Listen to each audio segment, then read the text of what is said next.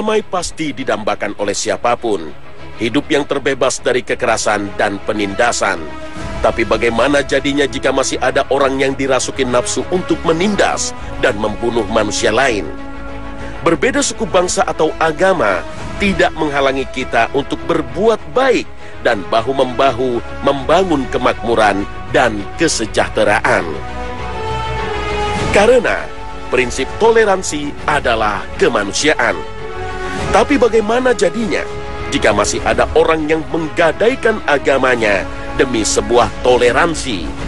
Padahal bagimu agamamu, bagiku agamaku. Inilah prinsip dalam Islam. Perjuangan untuk menegakkan kebenaran seperti yang dilakukan oleh para nabi pasti dihadang oleh setan, baik dari kalangan manusia maupun bangsa jin. Merekalah musuh yang nyata. Dan perlawanan mereka akan berlangsung hingga akhir zaman. Dengan berbagai cara mereka berusaha memadamkan cahaya Islam. Siapakah musuh Islam sesungguhnya? Dan bagaimanakah akhir pertarungan antara hak dan batil ini?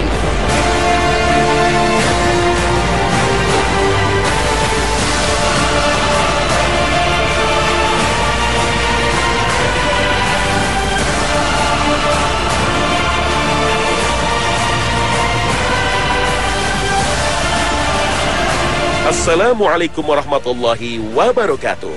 Selamat pagi pemirsa Trans 7.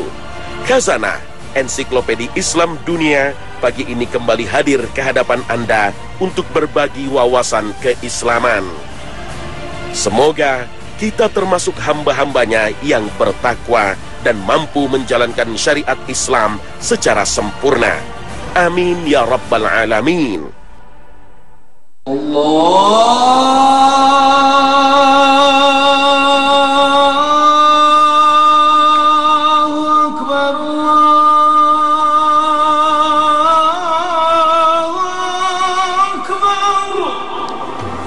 Misi semua nabi yang diutus ke muka bumi mengajarkan tauhid, yaitu mengajak umat manusia untuk menyembah satu Tuhan dan tidak menyekutukannya. Para nabi keturunan Nabi Ibrahim pada khususnya selalu mendapat perlawanan dari kaum Yahudi. Meskipun kaum yang disebut Bani Israel ini telah dianugerahi Allah dengan mengutus para nabi dari kaumnya. Misalnya, Allah Ta'ala mengutus Nabi Musa alaihissalam untuk menyelamatkan kaum Bani Israel dari penindasan Fir'aun. Dengan mukjizat yang diberikan Allah, Nabi Musa membelah lautan dan menyelamatkan kaum Bani Israel menyeberangi Laut Merah. Sedangkan Fir'aun dan pasukannya mati terjebak di lautan, sebagai contoh bagi kaum yang membangkang terhadap kebesaran Allah. Namun saat kaum Bani Israel ini ditinggalkan oleh Nabi Musa untuk bermunajat, kaum ini kembali melakukan kesyirikan dengan menyembah patung sapi, melupakan jasa Nabi mereka Musa alaihissalam yang telah menyelamatkan mereka dari kekejaman Fir'aun. Bukan hanya itu, kaum Bani Israel kembali melakukan pembangkangan terhadap nabinya, yaitu pada masa Nabi Isa alaihissalam. Saat Isa alaihissalam diutus untuk mengajak umatnya kembali bertauhid, menyembah satu Tuhan, mereka, kaum Bani Israel, kembali membuat makar terhadap Al-Masih. Nabi Isa difitnah ingin merebut kekuasaan Romawi dan berambisi menjadi raja Yahudi, hingga pasukan Romawi memburu kemudian menyalibnya. Padahal hanya ajakan tauhid yang diserukan sang Nabi, bukan demi kekuasaan dunia seperti yang dituduhkan. Di sini Allah Subhanahu wa Ta'ala menyelamatkan sang Nabi dari kejaran tentara Romawi dan hasutan kaum Bani Israel. Dan karena ucapan mereka orang-orang Yahudi, sesungguhnya kami telah membunuh Al-Masih, Isa putra Maryam, Rasul Allah, padahal mereka tidak membunuhnya dan tidak pula menyalibnya. Tetapi yang mereka bunuh ialah orang yang diserupakan dengan Isa bagi mereka. Sesungguhnya orang-orang yang berselisih paham tentang pembunuhan Isa benar-benar dalam keraguan-raguan tentang yang dibunuh itu. Mereka tidak mempunyai keyakinan tentang siapa yang dibunuh itu, kecuali mengikuti persangkaan belaka. Mereka tidak pula yakin bahwa yang mereka bunuh itu adalah Isa, tetapi yang sebenarnya Allah telah mengangkat Isa kepadanya, dan adalah Allah Maha Perkasa lagi Maha Bijaksana.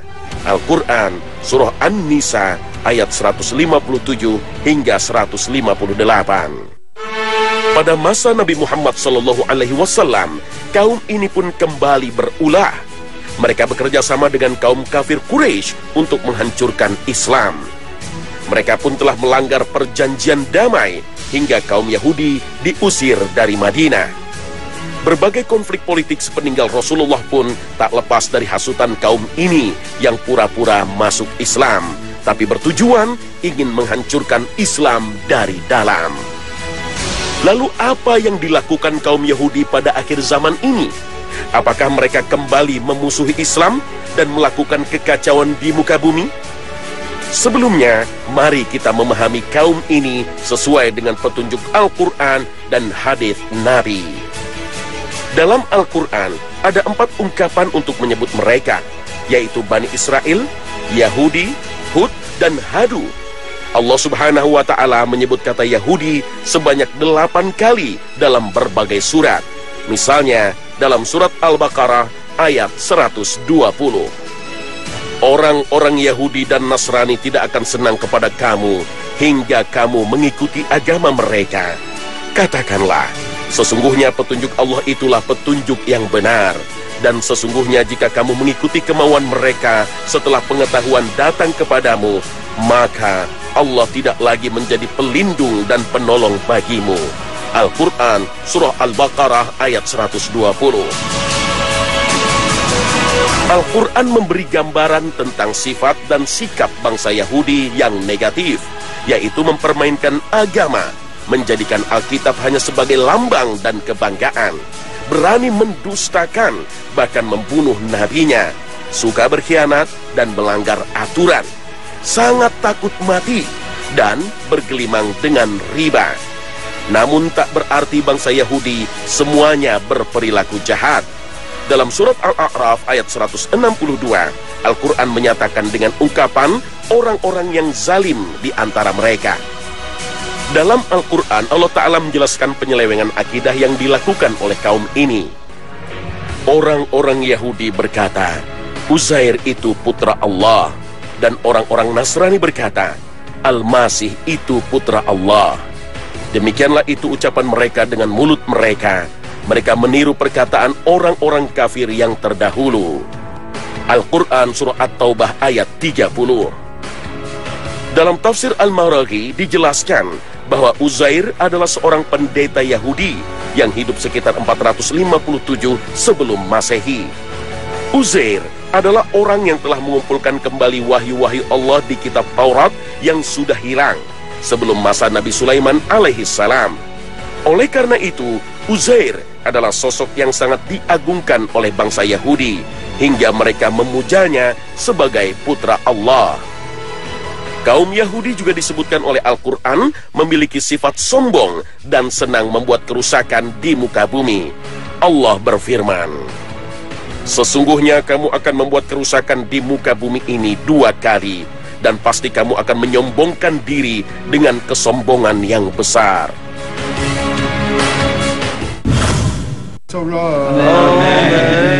Yahudi tidak sekedar sebuah bangsa, juga sebuah agama. Agama bangsa Yahudi sering dianggap sebagai agama samawi karena berdasarkan wahyu Allah, yaitu kitab suci Taurat yang diturunkan kepada Nabi Musa alaihissalam. Padahal begitu banyak ajaran Nabi Musa yang mereka langgar. Sejarah bangsa Yahudi di Palestina bermula dari hijrahnya Nabi Ibrahim alaihissalam pada tahun 1900 sebelum Masehi bersama pengikutnya dari Babilonia ke Kanaan yang sekarang disebut Palestina, untuk menghindari tekanan dari Raja Namrus. Namun, jauh sebelum kedatangan Nabi Ibrahim yang disebut bangsa Ibrani, kawasan ini sudah dihuni oleh bangsa Kanaan, Umuria, dan Filistin. Setelah Nabi Ibrahim wafat, kepemimpinan bangsa Ibrani dilanjutkan oleh Nabi Ishak. lalu digantikan oleh putranya Nabi Yakub yang mempunyai gelar kehormatan Israel, yang artinya hamba Allah yang sangat taat. Nabi Yakub memiliki 12 orang putra, yaitu Ruben, Simeon, Lewi, Yehuda, Zebulon, Issakhar, dan Gad, Asher, Naftali, Yusuf, dan Benyamin. Dari Lewi lahirlah keturunan yang menjadi nabi, yaitu Nabi Musa, Nabi Harun, Ilyas, dan Ilyasa. Sedangkan dari Yehuda lahirlah Nabi Daud, Nabi Sulaiman, Nabi Zakaria, Nabi Yahya, dan Nabi Isa. Sedangkan dari Benyamin lahir Nabi Yunus alaihissalam. Dari putra-putra Nabi Yakub inilah cikal bakal lahirnya istilah Bani Israel yang menetap di Palestina.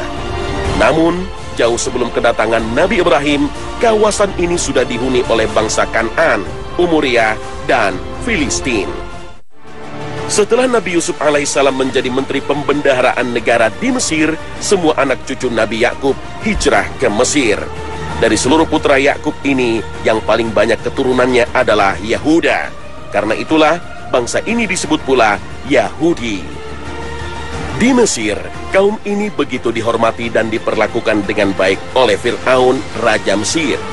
Namun berabad-abad kemudian setelah Nabi Yusuf wafat, pada saat kekuasaan Thutmosis, kaum Bani Israel ini ditindas dan dijadikan budak, maka Allah mengutus Nabi Musa dan Nabi Harun untuk berdakwah kepada Fir'aun dan menyelamatkan bangsa Israel yang sebagian mereka masih mempertahankan agama Tauhid. Setelah selamat dari kejaran Fir'aun, Nabi Musa mengajak kaumnya menuju tanah suci Yerusalem untuk menaklukkan bangsa Kan'an yang saat itu menjadi penyembah berhala. Namun, mereka menolak perintah Nabi Musa disebabkan oleh rasa takut, seperti yang Allah sebutkan dalam Al-Quran. Mereka berkata, "Hai Musa, kami sekali-kali tidak akan memasukinya selama-lamanya, selagi mereka ada di dalamnya. Karena itu pergilah kamu bersama Tuhanmu, dan berperanglah kamu berdua. Sesungguhnya kami hanya duduk menanti di sini saja." Al-Quran, Surah Al-Ma'idah, ayat 24. Atas pembangkangan ini, Allah menghukum mereka dengan mengharamkan atas mereka tanah yang dijanjikan dan menjadikan mereka tersesat di gurun Sinai yang gersang selama 40 tahun. Setelah Nabi Musa wafat, kepemimpinan Bani Israel dilanjutkan oleh Elizar, kemudian diganti oleh Yusa. Pada masa Yusa inilah kaum Bani Israel berhasil mengalahkan bangsa Kan'an dan Filistin yang menyembah berhala. Raja pertama Bani Israel adalah Tolut, kemudian dilanjutkan oleh Nabi Daud alaihissalam. Setelah wafat, kemudian digantikan oleh putranya, yaitu Nabi Sulaiman alaihissalam. Pada masa inilah dibangun tempat peribadatan di Baitul Maqdis yang disebut oleh kaum Yahudi dengan Haikal Sulaiman. Sepeninggal Nabi Sulaiman, kerajaan Israel terpecah menjadi kerajaan-kerajaan kecil, di antaranya kerajaan Sumeria dan kerajaan Yahuda. Kerajaan Sumeria hancur setelah diserbu Raja Sargeus dari Yunani, dan kerajaan Yahuda yang berada di Yerusalem takluk setelah diserang Raja Nebukadnezar dari Babilonia, dan kuil Sulaiman pun turut dihancurkan. Bangsa Yahudi ditawan dan digiring ke Babilonia. Sebagian yang selamat melarikan diri ke berbagai penjuru dunia. Sejak itulah para rabi Yahudi selalu meyakinkan kaumnya sebagai bangsa pilihan Tuhan, dan kelak tanah yang dijanjikan Tuhan akan dikembalikan pada mereka. Setelah Islam menguasai Yerusalem pada masa Khalifah Umar bin Khattab, kaum Yahudi kembali mendapat kebebasan untuk beribadah. Mereka hidup berdampingan secara damai dengan kaum Nasrani dan umat Islam. Kebencian kaum Yahudi terhadap Islam karena disulut oleh agenda politik yang dibalut dengan doktrin agama, yaitu Zionisme. Zionisme adalah gerakan politik Yahudi untuk mengajak kaumnya yang berdiaspora di seluruh dunia kembali ke Zion di Yerusalem. Gerakan ini dimotori antara lain oleh Theodor Herzl dengan mengeluarkan doktrin Zionisme pada tahun 1882 dalam sebuah buku Der Judenstaat, artinya negara Yahudi. Kongres pertama Zionisme digelar di Basel, Swiss pada tahun 1897. Kongres Zionisme ini begitu bersejarah bagi bangsa Yahudi, karena 50 tahun kemudian cita-cita untuk mendirikan negara Israel akhirnya terwujud, meskipun dengan cara biadab, mengusir dan merampas tanah milik bangsa Palestina. Zionisme lebih banyak digerakkan oleh kaum Yahudi liberal dan sekuler. Tak heran ideologi Zionisme ditentang keras oleh kaum Yahudi Ortodoks, karena mereka meyakini kembalinya bangsa Yahudi ke Yerusalem secara politik dan kekerasan dianggap telah mengingkari hukum Tuhan. Kaum Zionis begitu sadar, dengan mendominasi media massa, industri perfilman dan lobi politik, bangsa Palestina dan bangsa Arab dengan mudah berubah citranya menjadi teroris. Lihat saja berbagai film garapan kaum Yahudi yang sering kita tonton. Bangsa Arab yang identik dengan umat Islam sering dicitrakan negatif. Sebaliknya, bangsa Barat adalah pahlawan. Agenda lainnya disebut Onan. Dengan alasan kesejahteraan, kelahiran dibatasi dengan berbagai alat kontrasepsi, terutama ditujukan untuk menekan pertumbuhan jumlah umat Islam. Sedangkan kaum Yahudi dianjurkan untuk memiliki banyak anak dan dididik menjadi generasi unggul. Sedangkan program Zionis yang disebut protokol dirancang untuk menguasai ekonomi dunia, antara lain dengan mengembangkan ideologi ekonomi kapitalis. Perbankan dunia dikuasai bankir Yahudi, kemudian mengucurkan dana pinjaman sangat besar bagi negara muslim dan negara miskin, dengan bunga yang fluktuatif tentunya. Mata uang dolar Amerika Serikat merupakan salah satu aksi nyata Zionisme. In God we trust. Namun Tuhan yang mana yang dimaksud? Tulisan Wan bermakna Dewa Lucifer yang diwujudkan dengan membangun satu tatanan dunia baru yang sekuler, yaitu dengan menuhankan materi. Presiden Amerika pertama George Washington adalah seorang Zionis sejati. Ada piramid terpotong yang di atasnya ada segitiga bergambar mata satu. Di atasnya bertuliskan Annuit Coeptis, artinya semoga dia senang dengan proyek ini. Dan di bawahnya ada tulisan Novus Ordo Seclorum, artinya tatanan dunia baru. Sehingga mata uang dolar ini bisa diartikan seluruh dunia diharapkan masuk dalam tatanan dunia baru dan menerima kepemimpinan si mata satu. Apakah yang dimaksud si mata satu itu adalah Dajjal? The All-Seeing Eyes? Sosok Dajjal selalu diingatkan oleh para nabi. Rasulullah SAW bersabda, "Aku memperingatkan kalian untuk melawan Dajjal, dan tidak ada nabi yang tidak memperingatkan umatnya untuk melawannya. Tapi aku mengatakan sesuatu yang belum pernah diungkapkan oleh para nabi sebelumku. Kalian harus tahu bahwa ia bermata satu, dan Allah tidak bermata satu." Hadis riwayat Bukhari. Kisah Namrud diulas dalam Alkitab, yang jejaknya akan kembali muncul pada akhir zaman. Pada masa Raja Philip keempat, kesatria Templar dituduh telah menyalahi ajaran Kristus dengan melakukan hubungan sejenis dan pemujaan terhadap ilmu sihir.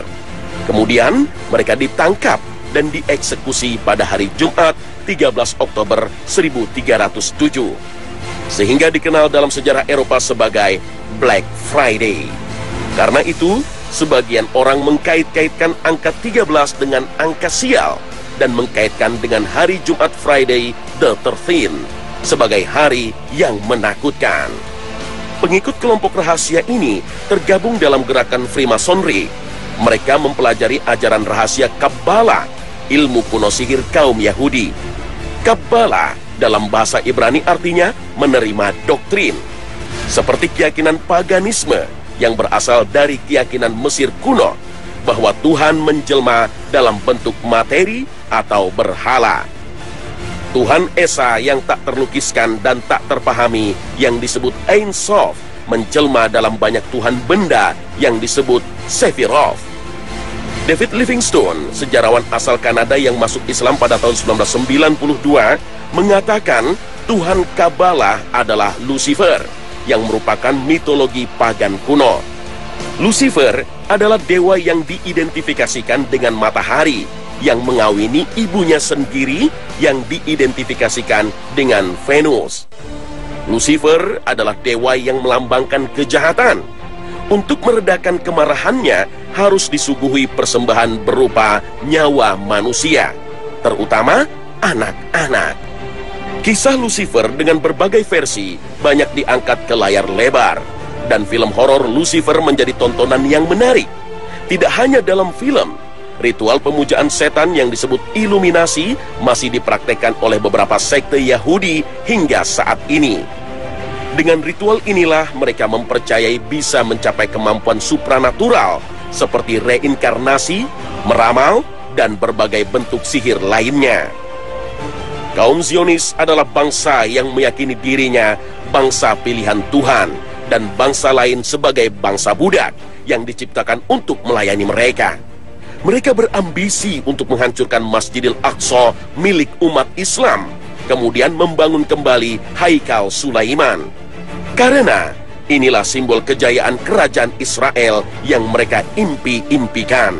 Merekalah yang menjadi pengikut Dajjal sebagaimana diisyaratkan dalam sabda Rasulullah. Dajjal akan diikuti oleh 70.000 Yahudi dari kota Isfahan. Mereka memakai Al-Tayalisah.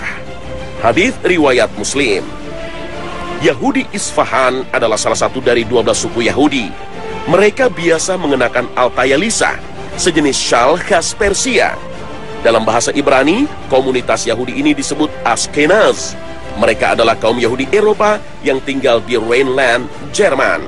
Namun banyak bangsa Ashkenazi bermigrasi keluar Jerman, terutama ke Amerika Serikat dan Israel. Dan mereka menguasai berbagai industri, terutama di industri keuangan dan hiburan. Akhir zaman, seperti yang dijelaskan dalam berbagai hadits Nabi, adalah peperangan terbesar antara Islam dan Yahudi. Islam di bawah Panji Al-Mahdi dan Isa Al-Masih akhirnya akan menghancurkan kekuatan bangsa Yahudi yang dipimpin Dajjal. Bagi orang beriman, ini bukan kisah fiktif, karena Rasulullah telah mengabarkan peristiwa yang akan terjadi pada akhir zaman.